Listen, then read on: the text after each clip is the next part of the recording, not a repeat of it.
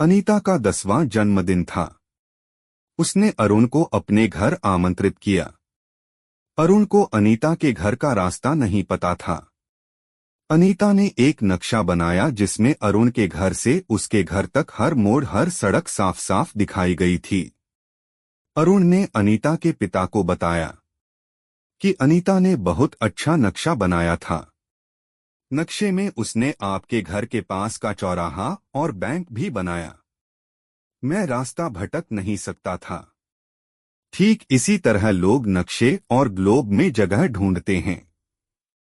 बच्चों, पृथ्वी पर किसी स्थान की स्थिति का पता लगाने के लिए हमें दो चीजों की जानकारी चाहिए: अक्षांश रेखाएं और देशांतर रेखाएं। यह रेखाएं काल्पनिक रेखाएं हैं। आप इन्हें देख नहीं सकते, परंतु उनकी मदद से हम पृथ्वी पर कोई भी जगह ढूंढ सकते हैं। जहाज के चालक आज भी इन काल्पनिक रेखाओं की सहायता लेते हैं ताकि उन्हें पता चल सके कि वह कहां जा रहे हैं। बच्चों, ग्लोब पर पृथ्वी के मध्य से जाती हुई भूमध्य रेखा को देखिए। यह भूमध्य रेखा पृथ्वी के ठीक बीच 62,255 किलोमीटर लंबी है। मानो पृथ्वी ने कमर पर बेल्ट पहनी हो। यही से शुरू होती है पृथ्वी पर जगह ढूंढने की कहानी। भूमध्य रेखा के समानांतर कई वृत्ताकार रेखाएं पृथ्वी के चारों ओर पश्चिम से पूर्व जाती हैं। जब यह ध्रुव की ओर पहुंचती है तो छोटी होती चली जाती है। उत्तरी गोलार्ध में 89 रेखाएं और दक्षिणी गोलार्ध में 89 रेखाएं हैं। यह रेखाएं एक दूसरे के समानांतर चलती हैं। यह आपस में कभी नहीं मिलती हैं। इन्हें अक्षांश रेखाओं की समानांतर रेखाएं भी कहते हैं। अक्षांश रेखाओं की समानांतर रेखाएं 0 डिग्री अक्षांश से 90 डिग्री अक्षांश तक चलती है। भूमध्य रेखा 0 डिग्री अक्षांश पर है। दोनों ध्रुव 90 डिग्री अक्षांश पर हैं। अक्षांश रेखाएं भूमध्य रेखा से उनकी दूरी दर्शाती हैं। कौन सा गोलार्ध कहां पर स्थित है, इस बात को ध्यान में रखते हुए अक्षांश रेखाओं की समानांतर रेखाओं को उत्तरी या दक्षिणी रेखाएं कहते हैं। दूसरी महत्वपूर्ण अक्षांश रेखा कर्क रेखा कहलाती है, जो उत्तरी गोलार्ध में 23.5 अक्षांश पर स्थित है। तीसरी महत्वपूर्ण अक्षांश रेखा है मकर रेखा, जो दक्षिणी गोलार्ध में 23.5 अक्षांश पर स्थित है। आर्कटिक रेखा उत्तरी गोलार्ध में 66.5 अक्षांश पर स्थित है। बच्चों, अक्षांश रेखाओं को तो हम समझ गए। अब ये देशांतर रेखा क्या है? ग्लोब पर उत्तरी ध्रुव से दक्षिणी ध्रुव तक जाती हुई अर्धगोलाकार रेखाओं को देशांतर रेखाएं कहते हैं।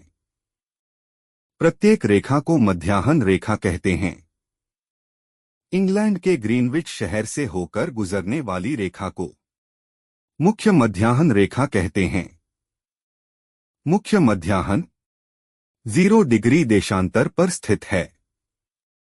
मुख्य मध्याह्न के पश्चिम की 180 रेखाएं पश्चिमी गोलार्ध में है और इन्हें प नाम दिया गया है। मुख्य मध्याह्न के पूर्व की 180 रेखाएं पूर्वी गोलार्ध में हैं और इन्हें पू नाम दिया गया है। उदाहरण के तौर पर मध्य प्रदेश में जबलपुर लगभग 82.5 पूर्व मध्याह्न के नजदीक पड़ता है। यही से भारत का मानक समय तय होता है। मुख्य मध्याह्न रेखा विभिन्न देशों में समय निर्धारित करती है। 180 डिग्री अक्षांश पर स्थित मध्याह्न रेखा को डोट अंतर्राष्ट्रीय तिथि रेखा कहते हैं। यह एक ऐसी काल्पनिक रेखा है जहां एक दिन से तारीख बदल जाती है। विश्व के सभी देश अंतर्राष्ट्रीय तिथि रेखा से अपनी स्थिति या दूरी के अनुसार तिथियां बदलते हैं। जो देश इस रेखा के पूर्व में पड़ते हैं, वे रेखा के पश्चिम में पड़ने वाले देशों से एक दिन या कुछ घंटे आगे चलते हैं। मुख्य मध्याह्न रेखा तथा अंतर्राष्ट्रीय तिथि रेखा ध्रुवों में मिलती है, जो एक पूर्ण वृत्त का रूप ले लेती है। इस रेखा से पृथ्वी के पूर्वी और पश्चिमी गोलार्ध बनते हैं। स्थान का ठीक से निर्धारण करने के लिए हमें यह जानने की आवश्यकता होती है कि देशांतर और अक्षांश रेखाएं एक दूसरे को किस किस स्थान पर काटती हैं। ग्लोब पर देशांतर तथा अक्षांश रेखाओं के जाल को ग्रिड कहते हैं। उदाहरण के लिए हमारी दिल्ली उस स्थान पर है जहां 77 डिग्री पूर्व देशांतर रेखा और 29 डिग्री उत्तरी अक्षांश रेखाएं एक दूसरे को काटती हैं। यदि आप संसार का मानचित्र देखें तो आप पाएंगे कि भारत करीब 67 डिग्री पूर्व और 98 डिग्री पूर्व देशांतर रेखाओं के बीच स्थित है।